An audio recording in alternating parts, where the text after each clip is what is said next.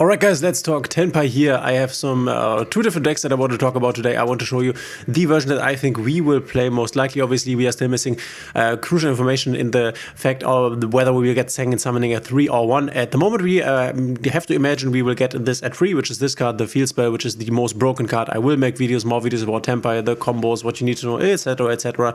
But I first wanted to show you how a potential deck could look like here. We have two different approaches to this deck, and I think one is better than the other. We have a board breaker approach and a hand trap approach. So let's talk board breakers first here.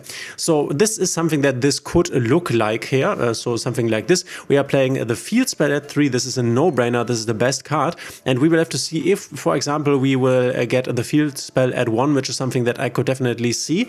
We will have to compensate for this by making the Tenpai engine bigger. So then we will probably put another Tenpai Dragon of Genroku in, and we will also, or we might also put a Dora Draco in, which we can talk about this in a moment, which is another normal summon starter here. But if we get this at 3, then we can definitely only play one Genroku and put out this Dora Draco here. So it remains to be seen here. This is at 1 in the OCG, but I don't think that we will see this hit here. This is also an annoying hit because Chandra is very important. I think we will get summoning at 1, and this will be it for the moment. Also, we have to be aware of the fact that unfortunately terraforming is forbidden, which would be another copy of the Field Spell here. We have one Pot of Prosperity, which we definitely want to play here, even though you will do less damage through the pot, but you can still kill your opponent through Pot of Prosperity. If you're not aware, you can make, or you can do up to 36,000 damage. The card that makes it possible is a Trident Dragon here that can attack up to 3 times, and that will have a 6,000 attack if it destroys the Field Spell here, which it can. Another important reason why we need the Field Spell at 3 to be at full power. But yeah, we are playing the triple Chandra, we are playing the triple Pydra. Pydra is the search everything. Pydra searches the Sangen Kaimen as well as the Field Spell. The Chandra is the one that can also kill by itself because it can summon during the damage step, which means it cannot be interacted with, only by effect activation negations like an Appaloosa, but not by something like an Ash Blossom. So just that we are on the same page here. Once per turn during the battle phase, you can synchro summon here. All of them can, and all of them can do it more than once per turn. If they are on the field, they can once again synchro summon, but the important one is this one here at the start of the damage step. For monster battles, you can special summon 1 level 4 or lower Fire Dragon monster, so another Tenpai Dragon from your deck. And at the start of the damage step, in the damage step, you can not activate effects that negate the effect, activate the effect itself, but only the activation. So you can't, normally you would be able to Ash Blossom this, but you can't. But you can, for example, use an Appaloosa, or you can also use like a Forbidden Droplet, because Forbidden Droplet tempers with the attack points, which is also something that you can activate in the damage step. Trigger effects could also be activated in the damage step, but interacting with this Chandra is not that easy, but more to that later. We have the Pydra, triple Pydra here, we have 2 Fadra. You could also play 1 Fadra. I think 2 Fadra is better. You never really want to draw this card. This is the Monster Reborn card. Having the Pydra is nice. Starting with Pydra, starting with Chandra is nice. They can definitely kill. If you have only Fadra, then it's a problem, but yeah. We have 2 Shifter, and this is one of the most interesting cards. You can kill under Shifter. It is a bit harder. You will not be able to put out 36,000 damage under Shifter, but less. So this is something to keep in mind, but this deck can play Shifter. I think we will have to see in the beginning. I'm expecting a lot of people playing Tenpai Dragon. No matter the fact how expensive this deck will be, I think we will see a lot of Tenpai Dragon. And if that's the case, you don't want to play Shifter, because obviously they can also play under Shifter, so you can also use this for other hand traps or board breakers here. But if the meta is not primarily Tenpai Dragon, then Shifter is obviously nice against Jubel, against Fire, against everything. Shifter is just insane. Then we are playing triple Sangen Kaimen. We are playing this as long as it is possible at 3. This is insane. Just a bit worse than the Field Spell, but the second best card in the deck. Then we can, and now we are coming to board breakers, right? You can also make it differently. You can't play evenly matched though, because we want to battle phase. We can play triple Raigeki. This is a build that was played in the TCG. Triple Raigeki, triple Dark Hole, triple Lightning Storm, and a Duster here. So all of the board breakers that you can imagine here. And then we are combining this with Forbidden Droplet, which means that you can, for example, activate a Dark Hole, and if your opponent has, I don't know, Baron de Fleur to negate that, you can just send away this Forbidden Droplet here to then negate the Baron de Fleur and Dark Hole the entire field. Lightning Storms for the back row. We have Lightning Storm at 3 in our game. I'm not quite sure. We MD, this is MD, right? So we have Raigeki only at 2, so we would need to put out 1 Raigeki here and put in, I don't know, something else here, another board breaker. But okay, let's just pretend for now that we have triple Raigeki, which I can't put in here right now. Let's put a TCG, and then I can put it in here. Okay, you can see TCG has this at 1 in the moment. Okay, so we will play 2 Raigekis and then maybe something else here at this spot.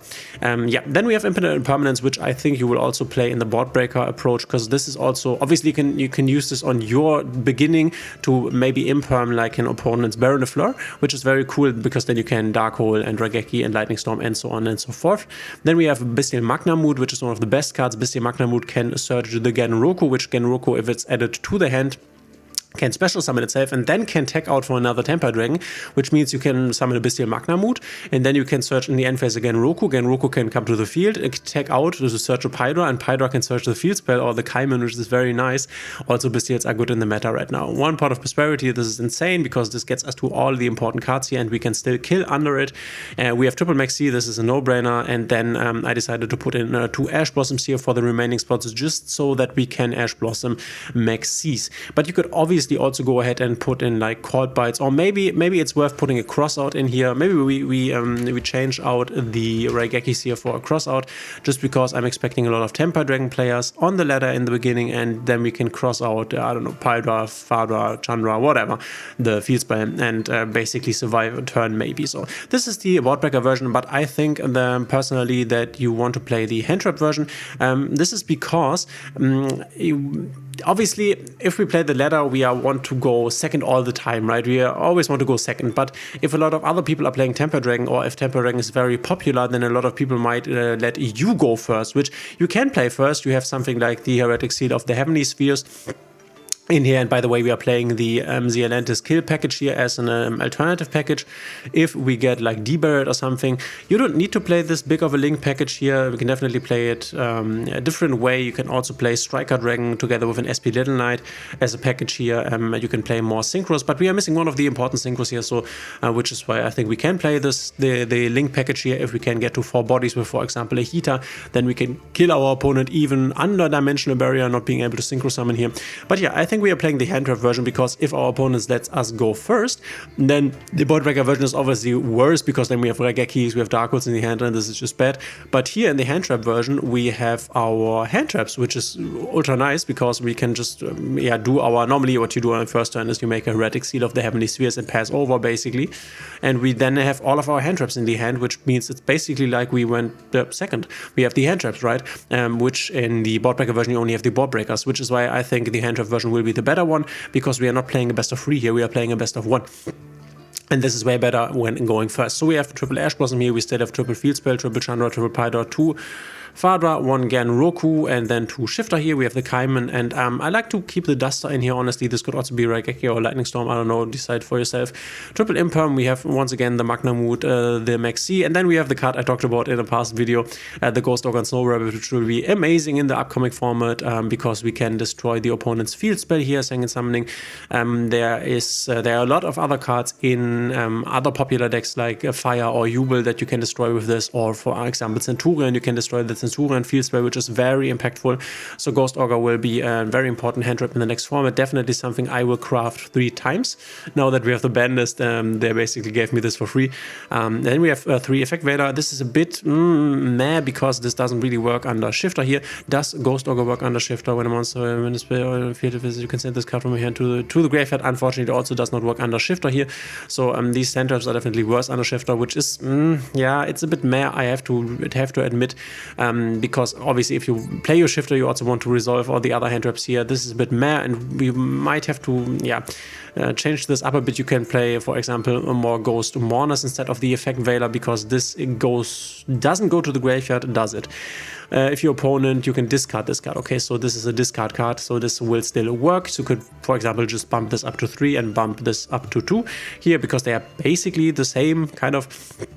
I still think you want to play Ghost Ogres because they are just so good in the upcoming meta. Then we have Nibiru here, which remains to be seen how good this will be. If a lot of people are on Tenpai Dragon, then Nibiru is not good against Tenpai Dragon. You don't want to play this against Tenpai. Otherwise, this is quite nice. And then you have like Ghost Mourner and Moonlit Chill, which is just a nice card here. And there are obviously different hand traps you can also use. And I mean, we have 3 hand traps here, as we saw. We are counting non-engine now. We have 3, we have 5, we have 6, 7, 8, and 9. This is engine, 10, 11, 12, 13, 14, 14, 15, 16, 17, 18, 19, 20, 21, 23 non-engine. Crazy non-engine count here. But yeah, if we have the second summoning at 3, this will still work. As I already said, otherwise we will put another Gen Roku in, and then we will put another Dora Draco in, which, if you're not aware, Dora Draco can adjust. If this card is normal summoned, you can add 1 level 4 or lower fire monster, Dragon monster from your deck to your hand, which will be the Gen Roku then, which will be able to summon and get you into any other Tenpai monster here.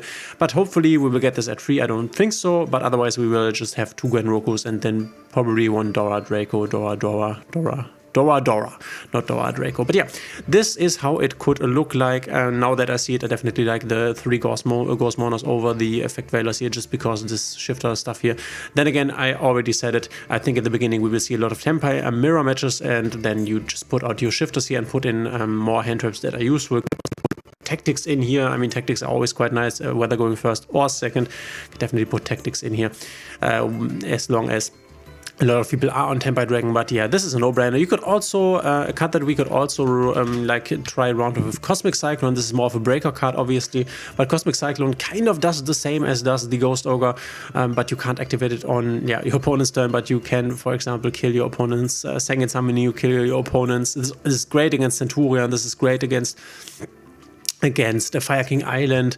Against Jubilee it comes a bit late. If you're going second, then you can destroy the Nightmare Throne, but it doesn't really matter anymore, the Nightmare Pain. I guess it does, because against Jubilee you will have to use something like the Samurai Destroyer here to get rid of the Jubilee, because otherwise you will get your damage reflected. But this is something I will talk about in a future video here.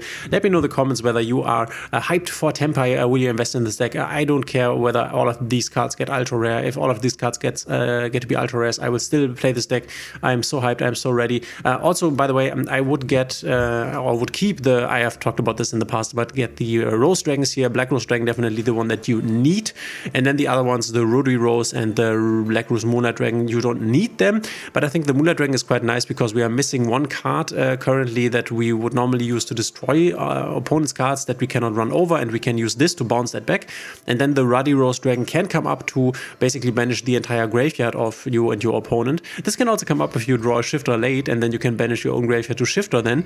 This is definitely the least important one. All of them are ultra rare, so if you're on a budget, then don't get them, I guess, but just get a Black Rose Dragon. Black Rose Dragon comes up most times. And yeah, otherwise I would play it something like this, I guess, with the Link package. We have to see, maybe there will be other stuff that we can play besides the Link package. The Link package is not that important. Then again, we have the most important synchros in the deck already, so yeah, this works. Yeah, this is how I will play it in the beginning, Tenpai hand trap version here, because of the going first stuff. Let me know in the comments what you think of the lists here. Thanks for being here, and we will see each other in the next one.